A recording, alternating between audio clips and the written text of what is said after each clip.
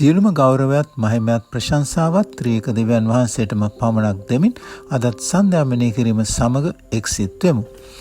එක්තරා චිත්‍ර ශිල්පියෙක් කඳුවල එහා මෙහා යමින් රටහුණු වලින් දුඹුරු පාට කඩදාසිවල චිත්‍ර අඳිමින් සිටියා. සුදු පාට හුණුකූරු අවසන් වී ඇති බව දුටු ඔහු දුකටපත් වුණා.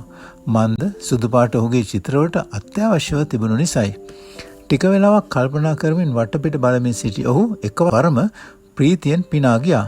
මන්ද ඔහු සිටි භූමිය හුණුගල් වලින් පිරී තිබෙනු දුටු නිසායි. ඒවා භූමිය ඇති සුදුහුණුයි. ඔහු කෑල්ලක් කඩාගෙන චිත්‍රය ඇඳ අවසන් කළා.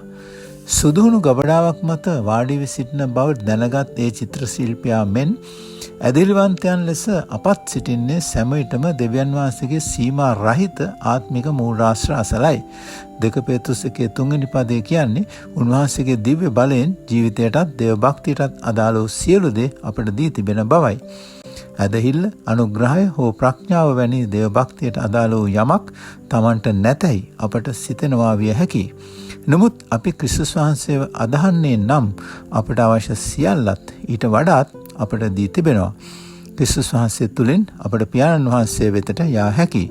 අනුග්‍රහය තුලින් ඇදලිවන්තයන්ට සියල්ල සපයන්නේ උන්වහන්සේයි.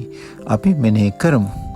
අපට සියල්ල සැපීමට දෙවියන් වහන්සේට අසීමිත බලයක් තිබෙනවා. අපි ආඥා කරමු ප්‍රේමණීය දෙවියන් වහන්සේ ඔබ වහන්සේගේ බලය නොසලකමින් අපගේම ශක්තියෙන් ජීවත් වීමට උත්සාහ කිරීම ගැන අපට කමාවුව මැනව. අපට එසේ කළ නොහැකි. අපට අවශ්‍ය සියල්ල ලබා දීම ගැන ඔබ වහන්සේට ස්තුති වේවා. ආමෙන්.